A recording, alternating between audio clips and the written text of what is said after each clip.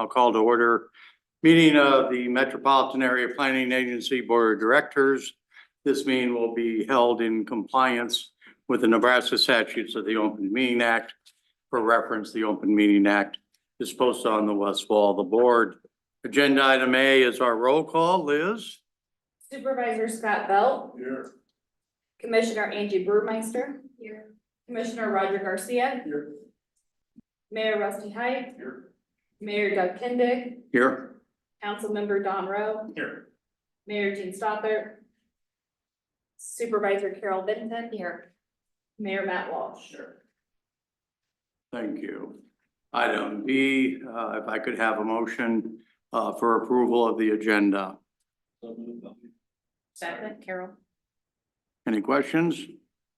Liz? Belt. Burmeister. Yes.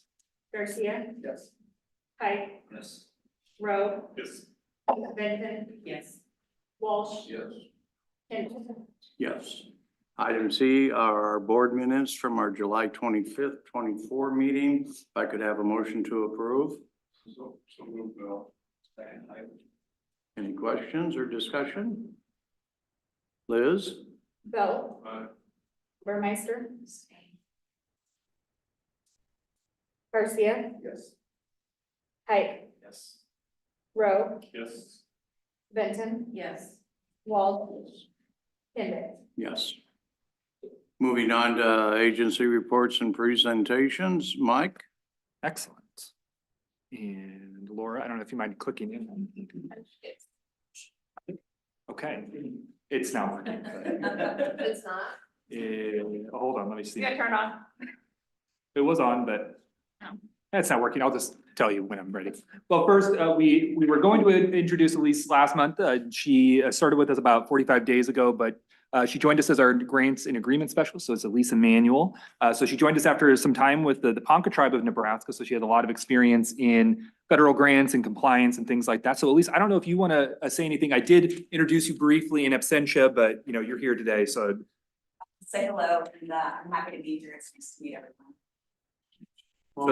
Welcome aboard. Mike, on our grant specialist, do you guys do work for cities that don't have grant writers? And is that a service that you offer? oh, yes. Yeah. I mean, that's a big part of what grants team does, and you're aptly named, but working with communities where the clerk might be part-time and doesn't have services all the way up to, you know, even assisting the city of Omaha at the other end of the spectrum, but city of Blair, city of Plattsmouth, you know, just even thinking about doing storm sirens down in Eagle and Cass County, communities in Iowa all the time. So yeah, that's a big part of what we do. I'm gonna reach out to you, a couple of people. We've actually discussed that at the sewer agency. That with a lot of the federal grants and we've talked to the congressman about if they've got references and stuff. So we'll reach out to you, some administrators will, so I appreciate that, but welcome aboard. Thank Yeah. Is that like an hourly rate, you know, or?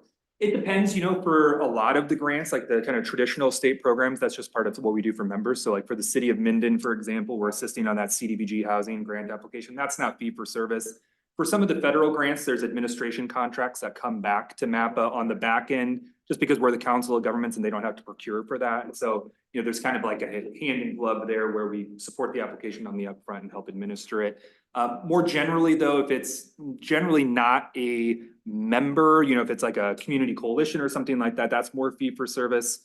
And then more broadly, if it's a really large grant, you know, maybe more of a competitive grant, we might charge a nominal fee.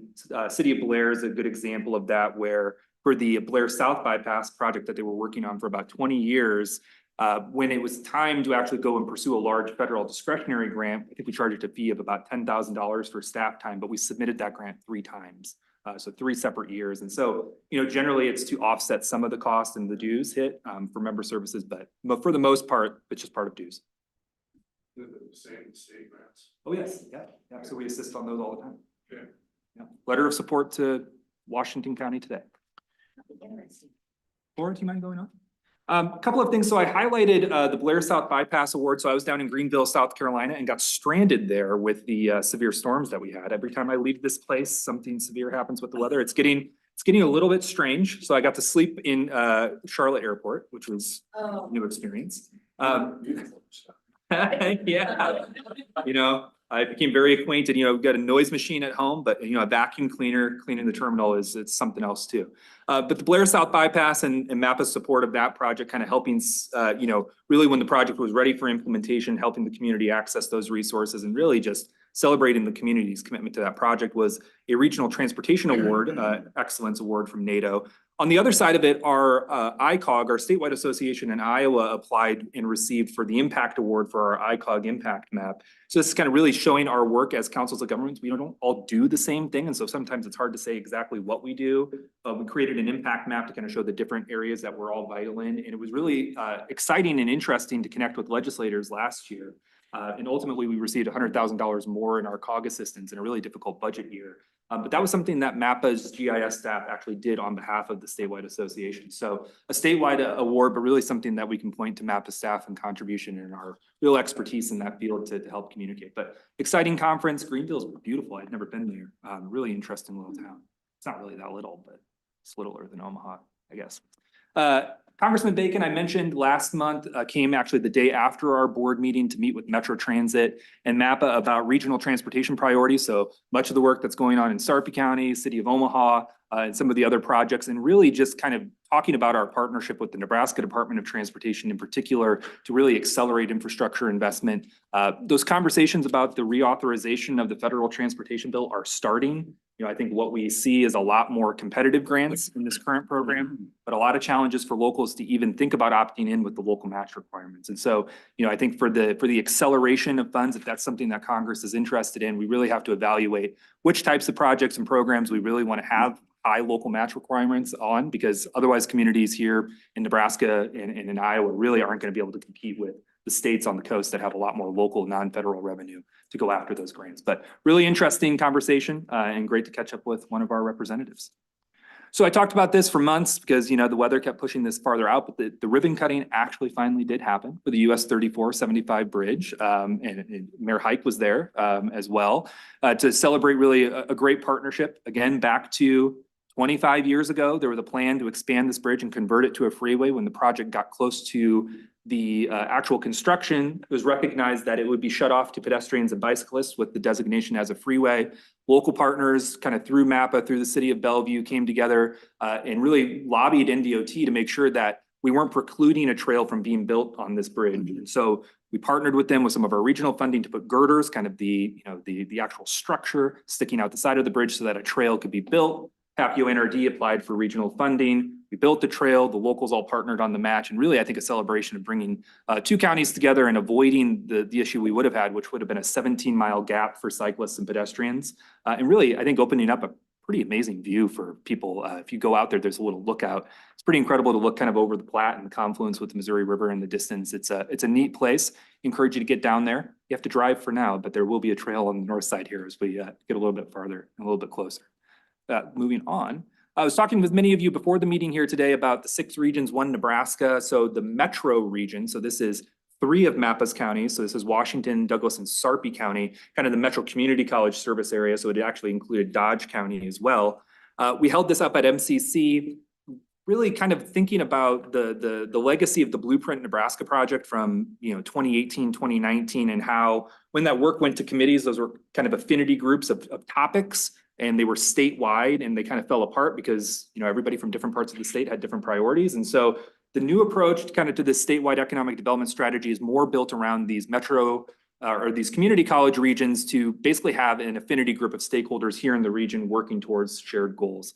Yesterday was really kind of a goal setting event and really kind of talking about some of the significant issues that we could tackle and then prioritizing ultimately affordable housing, really housing choices and making sure that communities are able to implement affordable housing and really housing choice throughout their communities to support workforce here in the community. And then really career pathways, whether that's training, upskilling, worker attraction and retention was the other piece here. This is a 3-year effort facilitated by Nebraska Department of Economic Development. We're one of 6 regions here. Cass County is in the Southeast Nebraska district, and that meeting was held back in July. But really, you know, if you weren't there, if your staff wasn't there here on the Nebraska side, let us know because they're asking to connect with all the folks that weren't in the room to be part of the implementation as it goes forward. Sounds like there's going to be very frequent meetings from here on out on those topics. And so if either of those interests you, let me know, and I'm happy to get you the survey to kind of indicate your interest and get on the invite list for all of that moving forward. And then one final reminder, save the date for October 9th over in Council Bluffs at the Holiday Inn, right by the Ameristar. And we're having Kevin Bell from the Rails to Trails Conservancy come and talk about the Great American Rail Trail Project. If you're not familiar, it really bisects the MAPA region from west to east or east to west, depending on which direction you're heading. But Council Bluffs First Avenue corridor is a big part of that. The trail gap in Cass County that is a part of the MOPAC trail that the state is funding is a part of the Great American Rail Trail. Potawatomi County trails that are being built up Railroad Avenue up to Underwood and Neola. Those are all part of the Great American Rail Trail. And so when we look at really the investments that our local governments are making and all their partners are making, it's really a great story to tell about how all that work ties into this greater national picture and what that means to communities here in the MAPA region. So we're excited to bring Kevin. He's a national leader. With that, I'll end my presentation. Thank you, Mike. Carlos, did you have a report on the transportation and the data? I believe I do. Let's see if this works. And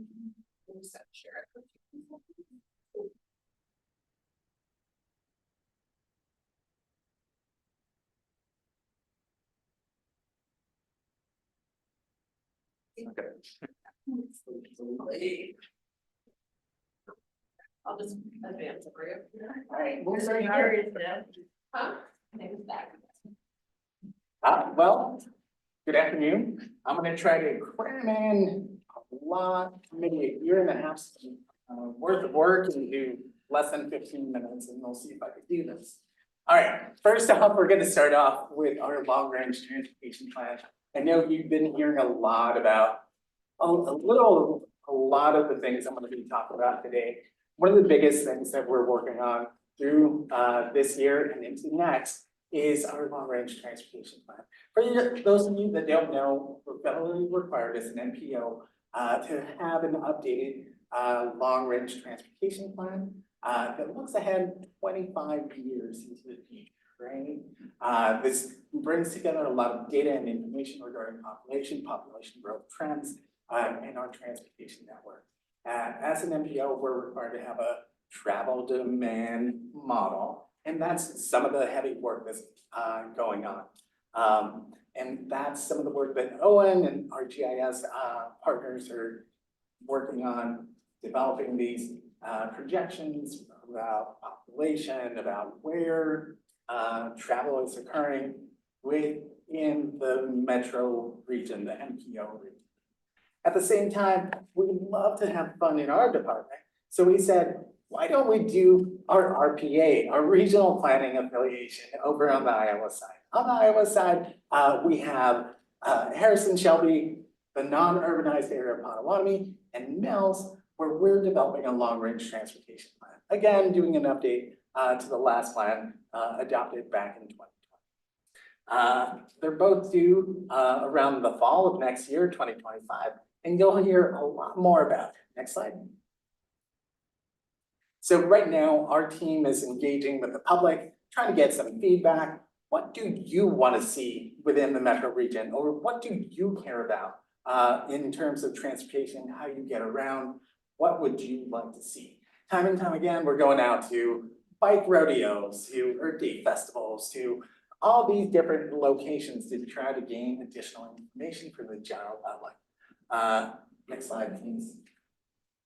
So this is just the timeline. Again, we're doing early engagement, going out, reaching the people, putting out surveys, getting our face out there. We're going to be drafting the plans sometime early spring, and then come back, open the open public comment period in early fall to hopefully get the final adoption. Next slide. For more information, we have the RPA on the right side and the LRTP for the MPO on the left side. go ahead and reach out, tag us, if you will, like the kids say these days, like and subscribe. We both have public surveys. We do ask that all our members share and like these posts and send them out to the general public. Next slide. So in terms of framing and thinking through this, and I've had a little bit of a challenge myself being newer to this role and trying to think through what does the future hold for us in 25 years. And so in order to do that, I took a step back to one of our old plans adopted back in the 1980s that was looking ahead at the year 2000. So why is that important? Let's think back what happened in the year 2000. Well, we were just getting over that Y2K little bug, right? That was a computer bug that didn't really result in much. Next, we also had this weird little company pop up called Netflix. Who knew about that and how it would disrupt things? Next, this is how we used to communicate, right? We used to have a separate little phone that could only send text and or receive calls. Next, and then we had a separate device to listen to music and get entertained. All right, nice little nostalgia, but next slide. But this is an aerial view of downtown Omaha back in 2001. Obviously, the video quality or the picture quality is much different, but you can see something's missing. Anyone? Take a guess? Little red dot helped. Well, there was no bike ped bridge. There were no developments in downtown. The riverfront and all the work that's been going on. And so looking back 20 years ago, there's a lot of changes that have taken place that transform. One of the things that I did notice was that Abbott Drive did not connect to Cuming Street back in 2000. And so that's been a very important connection to get people in and out of our community and enhancing our transportation network. So a lot has changed in the near 20 years since 2000. So that's why I'd like to open up and remind people there's a lot of changes that take place in this 25-year horizon. Next slide. Switching gears back to Safe Streets for All, we're going to do a little update on it. Next slide. As you all know, we received a federal fund for Safe Streets for All. And the plan is to develop a comprehensive safety action plan for the MPO region. We're enhancing safety, access for people of all ages and abilities. So you've seen our team out and about. Next slide. Going out to meetings, going out to developing booths. We have this little exercise, the cone of vision exercise, to help people imagine and see what different speeds do to your cone of vision while driving. And emphasizing the need for safety and safer speeds. So that's what's going on. Again, we have another survey asking the community, where do you feel safe? Where don't you feel safe? And what can we do about it? That is currently going on. Our team is led by Jim and Lindsay and Rachel, and they're doing a great job. Can't do any of the work I'm doing here without them. So. And I would just note, if you read the World Herald, this was on front page news story last week about our community survey on safety, and you listen to KIOS, you might have heard Jim this morning. Next slide. So our schedule right now, we're heavy in engagement. We're going to be reaching out to our jurisdictional leaders and partners to reaffirm our commitment to reaching zero by 2045. Is that correct, Jim? 2040. 2040. I always get those numbers. Next slide. Switching gears again. So as you all know, we do have the mini grant opportunities. I'm going to talk a little bit about WeStep, the City of Omaha's active mobility plan, and a little different one. So first up is the Western Sarpy Transportation Enhancement Plan. So this is a collaborative Heartland 2050 mini grant brought to us by Gretna, Papillion, Springfield, and County, Sarpy County. Next slide. What are we trying to do? We're taking different considerations and inputs with regards to the transportation network within that area. Next slide, I think. And looking at all the different cost opportunities right away, and looking at safety as a lens of how do we make policy decisions about roadways from now into the future within these areas. Next slide. The area that we're talking about is bounded by about 60th Street on the east to the river, Harrison to the river. And what are we doing? We're trying to figure out and have cross-jurisdictional coordination about how wide we should preserve the right-of-way to have insurance and assurance for our developers, for our construction, for our roadways, to ensure that we have sufficient right-of-way to build the capacity that we next slide. So an ultimate build out would be potentially a 6-lane corridor, preserving the right-of-way enough so that we have guaranteed use of that right-of-way. Next slide. And these are ultimate, even if in case we need to get to that, the right-of-way is preserved, right? Here's a different look for a 4-lane roadway. Next slide. Here's the same look of a 4-lane roadway with a different context, a more urbanized context. So the urban form and the landscape really inform what the context of the street situation should be. Next slide. We talked about policy elements regarding turns, speeds, etc. Next slide.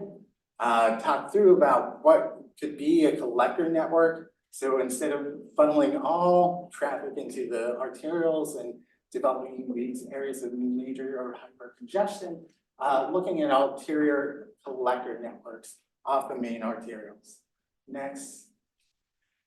And then here's the kind of fun part, the assurance part, the understanding of how we go through these intermittent changes, right? So one side of the community, say Gretna, is trying to develop a 3-lane roadway, having that assurance that, hey, all the partners along this corridor are really gonna build the first phase of this transportation improvement, the 3-lane section on the north side of the roadway, and enhance it by adding bike and ped facilities, the basic facilities for bicycles and pedestrians. This kind of avoids some of the problems and issues that we've heard about, where one community is building a 3-lane roadway on the north end, you cross to the county line, and now the 3-lane is on the south end. So this is developing that assurance, that communication piece between all the different partners that are involved. Next slide. Next up is the Omaha Active Mobility Plan. We just wrapped this up. The city of Omaha finally adopted this less than a month ago, I want to say, time memory evades me.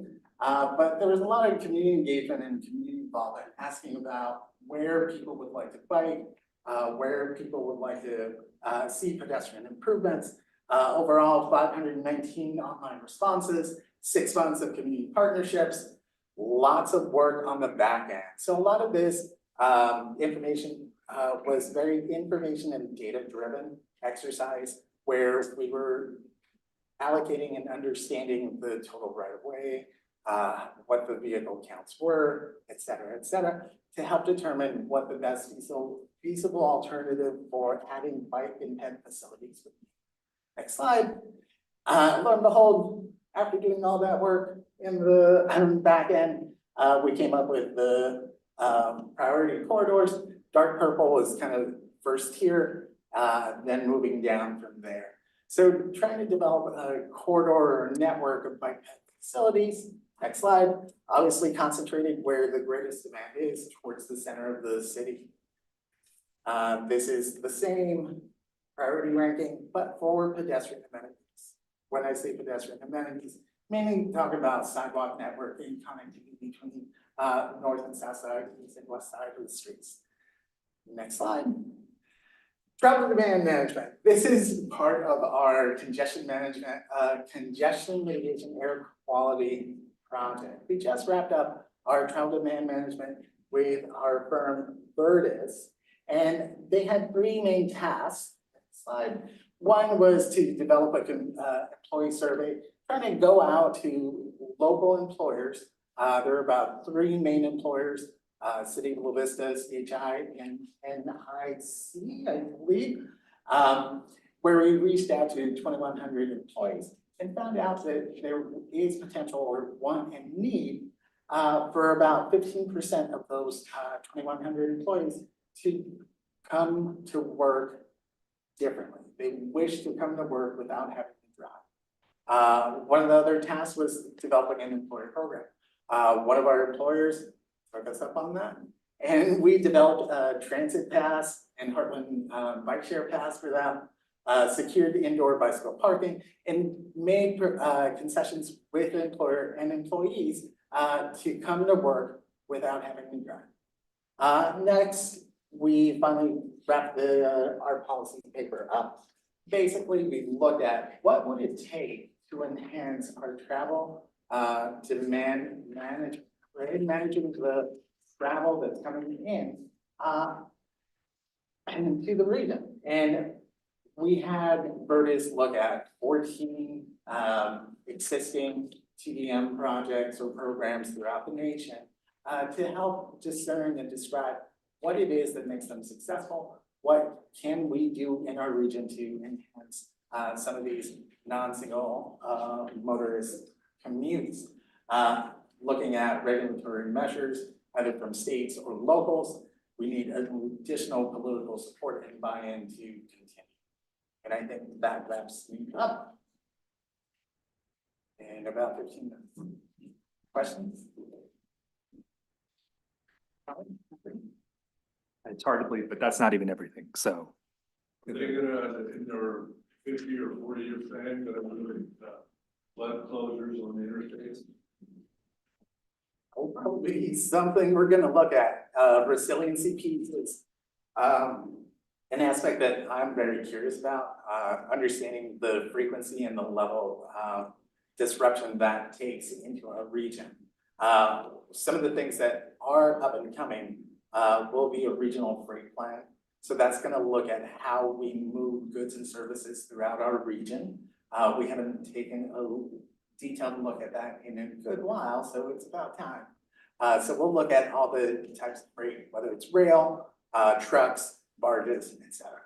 And I think to even draw a finer point, you know, the state of Iowa, their Iowa DOT and their resilience plan that they just adopted along the I-29 corridor, their approach is to get really good at reacting. And they haven't really proposed hardening I-29 along that corridor, either north or south of Council Bluffs. Apart from, you know, the Nebraska City Bridge, which they did do, you know, some things to change all of that. But that is one of the challenges. And, you know, back to MAPA and some of the roles we play, we facilitated what was called the Metro Traffic Incident Management Planning. So that is, you know, when there's a major disruption on I-80 or I-29, where do we direct the traffic? And there was kind of a whole regional partnership through that. I mean, we've been advocating for a while now to revisit some of that in the context of exactly that, which is the more routine thing we have is interstate closures, rerouting. They've done all of that. We haven't revisited some of it. We haven't leveraged technology to the extent that we could on some of that stuff. But that's a big context of the freight plan that Carlos is talking about, is really trying to understand from our state partners who control many of those major routes, how their decision-making is going to be driven. But that is one of the things that we saw in the state's resilience plans, that they have not prioritized actually changing or elevating the roadway to any extent through that corridor. Is that correct, Jim? I just wanted to, yeah, I just wanted to make sure I was characterizing that correctly. They hardened the shoulders on the downstream side, so that area that would wash out, they didn't harden into that, but otherwise changes to the grade and the elevation. And it impacts our local partners as well, because once the I-29 corridor is closed, all traffic is diverted to localized roads. Those localized roads are not improved to the extent to have that much traffic go through. And so we have these interesting circumstances where locals are facing additional traffic and additional wear and tear on their roadways, but no additional funds to upgrade and or maintain those local roadways. So it's going to be an interesting conversation coming up, and looking forward to it. You know, Carlos, when we were flooding and they shut down the interstate, they had to route to 34. And we were calling it the interstate of 34 because that traffic was going 70, 80 miles an hour. And that 34 cannot handle that. And to this day, there is a lot of damage to it. Yeah. So talk maybe 4 lanes, but I don't know if that's ever gonna happen. It should be. It's getting to be pretty well traveled. Yeah. All right, anything else for Carlos or? What's happening in Platte here with traffic? Is that, we've done any counts on that? Is that increasing dramatically or? You know, we haven't seen anything of note. I mean, I know HDR is engaged to do some of that initial design for the county. I don't think we've seen, you know, new traffic counts beyond 2021, which would have been in our traffic report. Something we can look into. I mean, certainly, I think when we look at the traffic characteristics on Platte Road, I mean, the initial thing that comes to mind is speed. I mean, people are using it as a cut through route, and like that eastern segment is not meant for speed. Yeah, it's not meant for the speeds that people are taking it. And so we do see on the safety side of things, we do see a lot of crashes along that corridor, particularly where some of the stop signs are. But those are things that HDR is definitely considering in final alignment and all of that. I haven't seen an update on the kind of the traffic characteristics of note, other than what we've been looking at through the safety. I think Good question. IDOT did District 4's traffic count just recently, right? They did, yep, first time since 2016, Yeah, 16. Correct. Yeah, yeah, cause they changed their traffic counting program to every 4 years, and then we just happened to land on the COVID year where they said, traffic's too weird, we're not gonna count, and so, it's been 8 years. Some of us were weird before, but now everybody, you know. So the numbers are out. I don't know if They're still they're out, collecting. they're still, I think they're still out there, like, at least processing. We're trying to get those counts as quickly as we can. We do need them for a couple of projects. We're doing much less our long range transportation plan. They'll do the seasonal adjustment once the entire year is done. So the official numbers that are annualized won't come out until next spring, but we're looking for those raw counts. We're very interested. Very good. Anything else? Thank you, Carlos. At this time, this would be the time for any public comments. Liz, you didn't have any requests? Thank you. Item F is our consent agenda. Would I have a motion to approve? Second, And is there any further questions or discussion by the board? Liz? Bell, All right. Burmeister. Yes. Garcia, Yes. Pike, yes. Rowe, Yes. Benton, Yes. Walsh, Yes. Kindig. Yes. Item G is old business. I think Jim's got a report. Item 1 is a resolution 2025-02, our transportation management area boundary update. Yeah, thank you. So this is a resolution for approval. It's actually a joint resolution with the Regional Planning Affiliation 18. So we are making some recommendations to our change of our transportation management area boundary. And because on the Iowa side, that impacts the corresponding planning area for RP 18. That's why you'll see it at the joint. Just a couple of background, we did bring to the board a number of months ago an updated urban area boundary, and that's a result of the census process. So 2020 census said, here's what we recommend for an urban area boundary. We worked with both state departments of transportation, adjusted that, received approval and set that in. And big picture, we look at a couple things. One, the TMA has to include all of that adjusted urban area boundary, which it does. And secondly, it gives us some guidelines to make changes so that our planning is appropriate. There were a number of communities that just how communities had grown in Iowa, they overlapped and they came into our TMA boundaries. So we removed a couple census blocks, or the form of population counting. The big part of the calculations is population distribution. So we removed some areas in our northeast corner to allow Underwood to be completely within the RPA. We added a bit of area around Crescent, so that Crescent remains within our TMA boundary.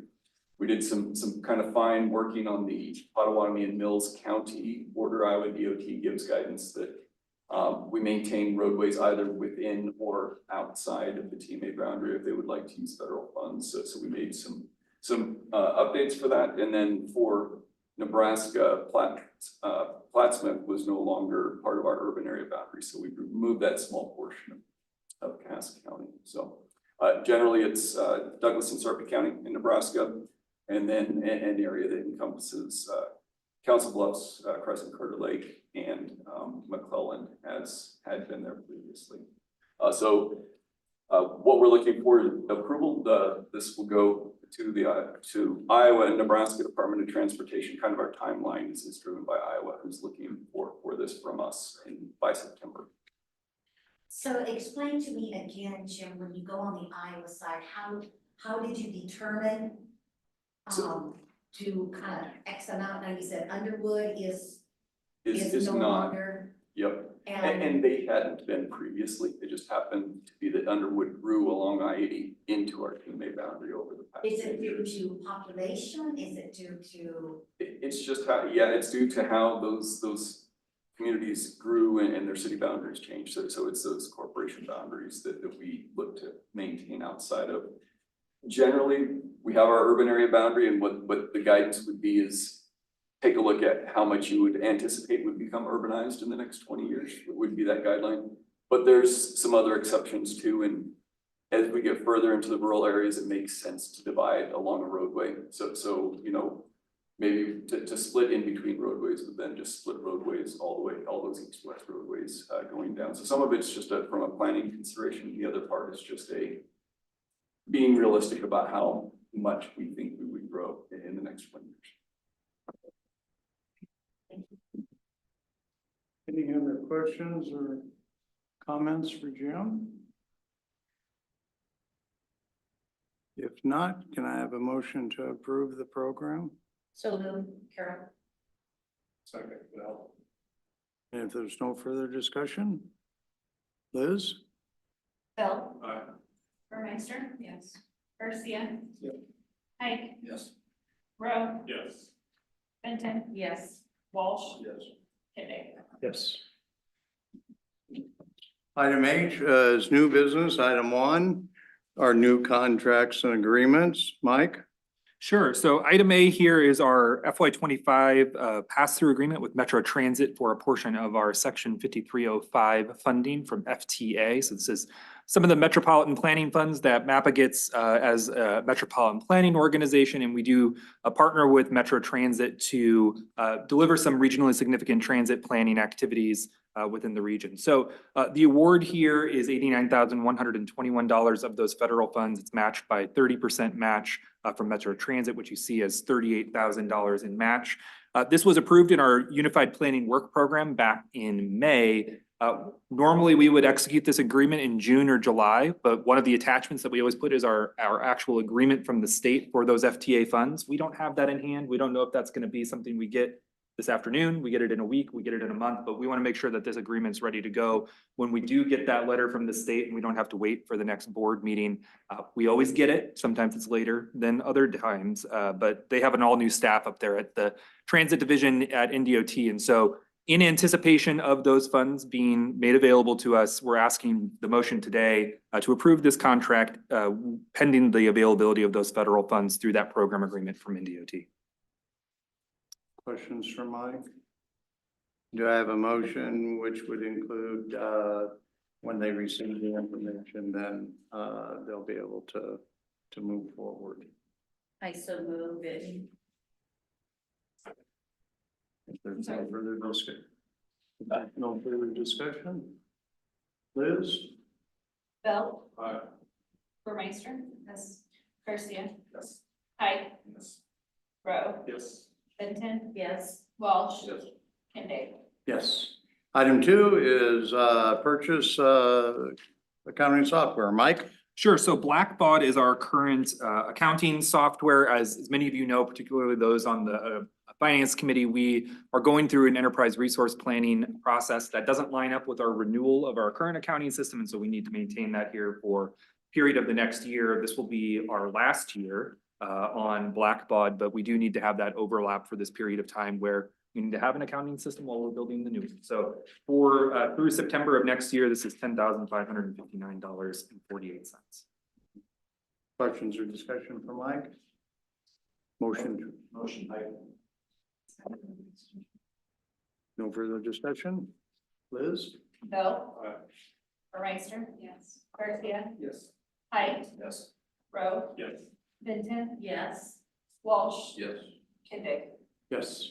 Under agenda item J, additional business, I think Mike's got discussion on 24 annual awards. Yes, so in August, right before our annual dinner, we're always happy to kind of share with our board the annual awards. So as many of you know, MAPA has two awards that we give out on an annual basis, the Regional Citizenship Award, which is to an individual, and a Regional Service Award, which is to an organization. The individual award is going to be going to Mayor Cindy Grove from the city of Valley, who's really done kind of just a lot of community engagement, strategic planning, really kind of bringing a cross-sectoral group of folks together to look at the community more broadly, but even just thinking about housing and trails and a lot of other varied issues in a community that's growing and kind of teetering on that, going from a real small town to having, leaving sort of volunteer police and fire and going to, or not volunteer police, but the sheriff going to an actual paid police force, and which are growing pains for a community that size. And so really interesting leadership. She's been very deeply involved in MAPA as well and really kind of stepping up to those regional conversations.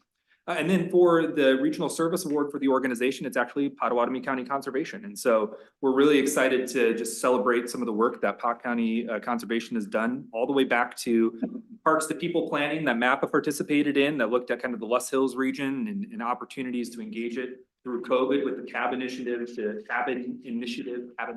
it's hard to say, but to actually put cabins in state parks to bring people out. And during COVID, it became immensely popular. And I think it's still popular to this day. I think they're booked up almost every weekend that they're available. To regional trails, talked a lot about the Railroad Avenue corridor and the Great American Rail Trail, to everything that's going on kind of in western Pottawatomie County with Hitchcock, Mount Crescent, the expansion of conservation areas, just a lot of leadership in natural resources, access to recreation. And so we're excited to celebrate that with everyone on October 9th at our annual dinner, where we'll present those awards.